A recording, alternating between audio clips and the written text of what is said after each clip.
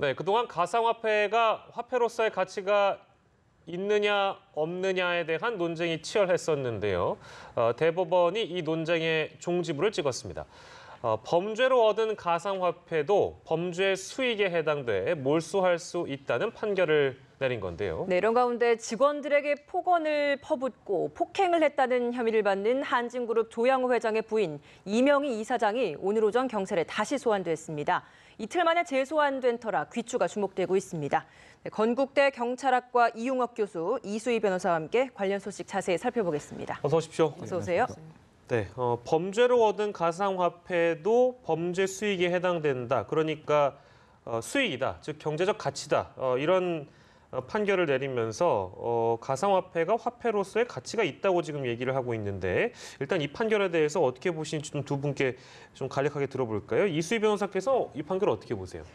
이거는 이제 그 현실적인 필요라는 것이 뭐 가상통화, 뭐 비트코인이니 뭐 이런 것이 이제 광범위하게 쓰이고 있다 이런 취지보다는 예. 그 범죄자가 이 범죄가 또 아청법 위니까 아동 청소년 성보호에 관한 법률 위반이에요. 거기에 예. 이제 음란물을 그 사이트에 올려서 범죄 수익을 얻은 거거든요. 한 예. 19억 상당의 수익을 얻었는데 이 비트코인이 작년에 그 급등을 해서 예. 이 사람이 이제 그 잡혔을 때 체포됐을 때는 5억 정도였는데 이게 급등을 한 거군요. 예, 그게 2심 선고가 날 때 25억이 된 거예요. 아이고. 근데 그 비트코인을 몰수를 안 하고 그대로 그 범죄자에게 피고인에게 그대로 반환을 한다라고 했을 때는 그만한 수익을 그대로 갖게 되는 그런 이제 불합리한 부당한 결과가 생기기 때문에 아마 고심이 컸던 것 같아요. 그리고 예. 뭐 비트코인이라고 하는 이 가상 통화가 인터넷상에서는 어쨌거나 결제 수단으로 쓰이는 것들이 있기 때문에 그래서 그런 재판부의 고민이 이제 2심에서 몰수 대상이 된다. 이거는 예. 재산 가치가 있는 재산이다라고 이제 판결이 난 게 그대로 이번에 대법원에서 인정을 받은 겁니다. 이용혁 교수께서는 이 판결 어떻게 보셨어요? 그러니까 지금 정부의 그 입장하고 그 법원의 입장이 그 동시에 나가는 형태가 아닌 것 같습니다. 왜냐하면 2개월 전에 우리가 기억을 그 반추해 보면 이런 그 비트코인의 그 열화 때문에 청년들이 뭐 이것만 맨날 하고 있다. 네. 그래서 이제 그 투기에 문제가 있지 않느냐라고 해서 정부 입장에서는 다소 이것을 규제하는 입장을 비슷하게 그 취했습니다. 예. 그래서 심지어 법무부에서는 이 거래 금지법도 마련하고 있다 이런 얘기했는데 그런데 오늘 그 법원의 입장은 그것은 일단 논외로 하고 일단은 용역과 재화의 가치가 있는 그래서 사실 몰수의 그 대상이 된 겁니다. 예. 그렇다 본다면 공식적인 정부가 공인을 하지 않았지만 법적인 평가는 이것은 하나의 화폐에 준하는 재산적 가치가 있다. 이렇게 그 판단을 했기 때문에 예. 과연 정부의 입장이 지금 어떻게 돼야 되느냐. 이것에 있어서 우리가 좀 규칙이 좀 주목돼야 될 것 같고요. 예. 그 당시 입장에서 이제 예를 들면 청년들의 그 입장은 아니 내가 매일 꿈꾸는 게 그 가상 코인, 가상화폐 올라가는 것인데 예. 왜 이걸 규제를 하려고 하느냐. 그 행복 추구권에 반한다. 뭐 이런 그 입장이었습니다. 그로 인해서 여러 가지 이제 사회적 그 폐해에 대한 우려 때문에 정부는 조금 시간을 끌자. 예. 그렇다고 해서 소위 말해서 그 인공지능 또는 첨단 4차 산업혁명의 기술 자체를 부인하는 것은 아니다라고 이제 얘기를 했는데 예. 그런데 법원의 입장은 그것이 아니란 말이죠. 그러면 사실상의 그 법정 화폐로 되는 예. 그와 같은 이제 지위를 얻었다고 한다면 그것과 관련된 여러 가지 사회적 피해라든가 예. 또는 투기에 대한 문제라든가 이것을 정부가 이제 시급히 예. 마련해야 되는 그와 같은 지금 하나의 시발점이 되지 않는가 저는 그렇게 한번 해석을 해봤습니다. 네. 그럼 단도직입적으로 예. 이제 가상화폐를 실제로도 사용할 수 있게 되는 겁니까?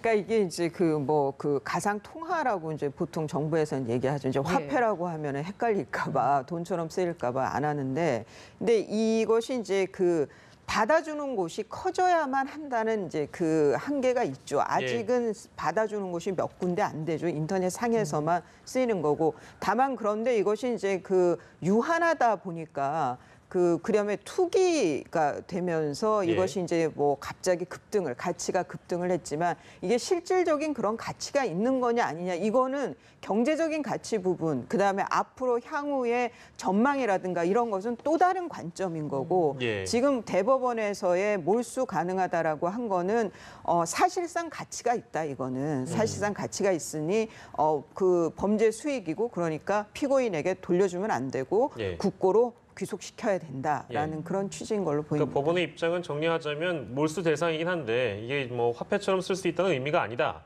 이렇게 저희가 정리를 하면 되겠네요. 물론 아까 이제 이용혁 교수도 말씀해 주셨습니다만 이건 결론이 이렇게 났습니다만 앞으로도 이거에 대한 논쟁거리가 충분히 될 수 있을 것 같은데요. 그러니까 이 지금 대법원 판결이 나면서 이제 제도권 안에서 가치를 인정받았다, 재산으로 인정을 받았다라고 해서 지금 또 이 가상 통화들이 좀 급등을 하고 있다고 해요. 그런데 이것이 향후에 시장성이 있는지, 향후에도 이것이 이제 뭐 장래성이 있는지 이런 것은 각자가 판단을 해야 될 문제인 것 같아요. 근데 사실상 이게 이제 그 거래가 되다 보니까 가치는 있고 그래서 지금 회계 기준에서도 이것이 자산으로 분류가 되거든요. 그러니까 사실상 이렇게 이제 가치가 있는 어떤 그러니까 뭐 화폐 통화 이런 거보다는 가치가 있는 재산으로는 지금 받아들여지고 있는 것 같아요. 예. 그럼 반대로 이런 경우도 있을 것 같습니다. 그러니까 이제 화폐로 인정돼서 몰수가 가능하니까 관련된 어떤 그 범죄 근절에 혹시나 이번 판결이 도움이 되지 않을까 이렇게 해석이 가능할 수도 있을 것 같거든요. 글쎄 뭐 범죄 근절보다도 예를 들면 이제 범죄로 인한 수익 자체가 가상 화폐인 경우에 이 역시 철저하게 몰수가 된다.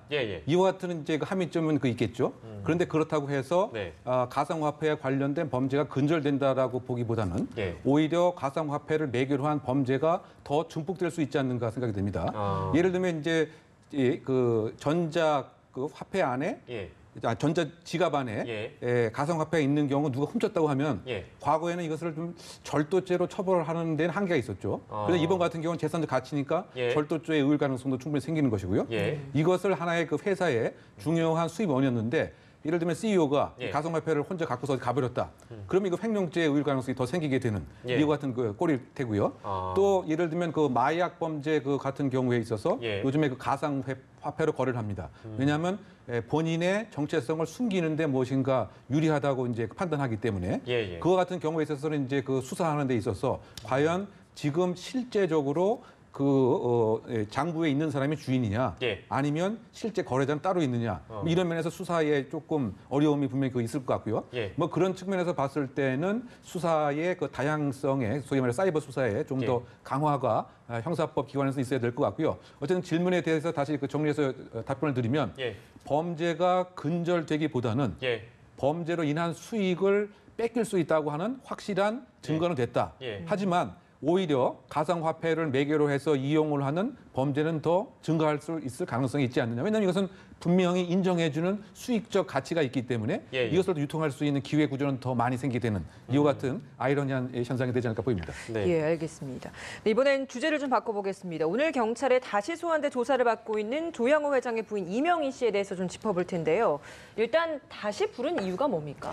그 지난 28일 날 15시간 이제 조사를 받고 나왔지만 그 확실하게 동영상을 갖고 있다든가 음성 파일이 있는 그런 사건 외에는 기억이 나지 않는다. 뭐 이런 일반적인 부인 취지로 조사에 응했던 것 같아요.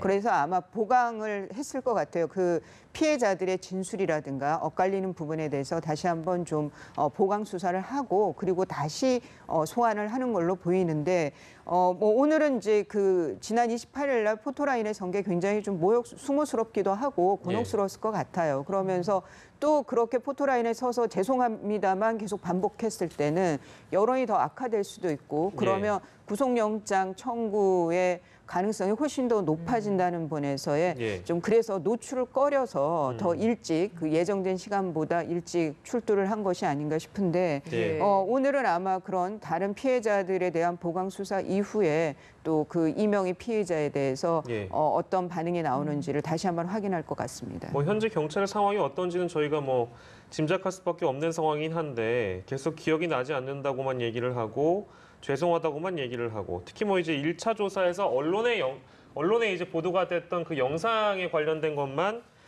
일부 인정을 하고 대부분은 이제 부인을 했단 말이죠. 그렇게 되면 확실한 증거를 일단 내미는 것이 가장 중요하다고 볼 수 있는데 일단 시급해 보입니다. 증거 수집이요. 그렇죠. 이게 증거 수집이 이제 두 가지에 관한 증거 수집, 소위 말해서 특수 폭행과 그 상습 폭행에 관련돼서 특수 폭행이라고 한다면 흉기에 준하는 위험한 물건이죠. 예. 그것이 뭐 가위가 될 수 있고 화분이 될 수 있습니다. 그래서 이것과 관련된 증거를 현재 경찰에서 갖고 있는지, 예. 이제 바꿔 얘기하면 무슨 사진이라든가 예. 아니면 뭐 그 당시에 동영상이라든가 예. 또는 그 상습 폭행에 관련돼서 또 그 시점에서 무엇인가 병원 치료를 갔다든가 예. 이와 같은 이제 그 진단서 같은 것이 현재 갖고 있는 것인지 예, 예. 이것이 사실은 그 중요한 이제 관건이 될 수가 있을 것 같습니다. 예. 그런데 만약에 그것이 이제 없다라고 한다면 예. 사실상 이제 증거가 없기 때문에 애매할 때는 이제 그 피의자 피고인의 이익으로 하는 것이 그 법 원칙이기 때문에 예. 뭐 구속영장을 발부받는데 한계가 분명히 있습니다. 그러면 그 다음 단계가 조금 전에 말씀드린 이제 상습성이죠. 예. 상습 폭행.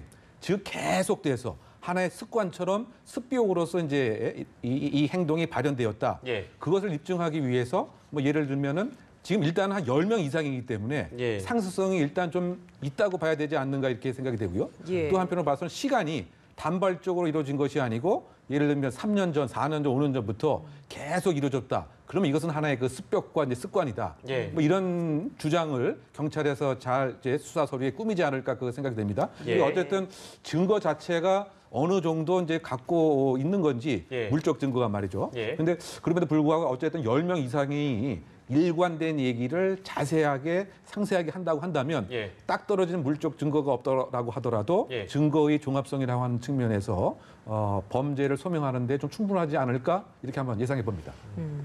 이 상습 폭행이 적용이 되려면 앞서서 이제 10명 정도의 피해자가 나왔기 때문에 적용할 수 있지 않을까라는 이야기를 해주셨는데 보통 어느 정도 좀 기준이나 뭐 이런 것들이 있습니까? 뭐 대법원에서 뭐 상습 사기, 상습 폭행 뭐 이런 거에서 상습성을 얘기할 때는 이제 행위자의 특성이라고 이제 못 박았어요. 그러니까 그것은 뭐 어떤 기간을 봐야 되고 또 그 일이 벌어진 여러 가지 정황이라든가 동기라든가 뭐 이런 아주 재반 상황을 뭐 모두 참작해 봤을 때 이것이 행위자에게 그런 폭행의 습벽을 갖고 있는 것 같다. 이 사람이 예. 그런 특성을 갖고 있다라고 했을 때 상습 폭행의 상습성이 인정이 되는데요. 예.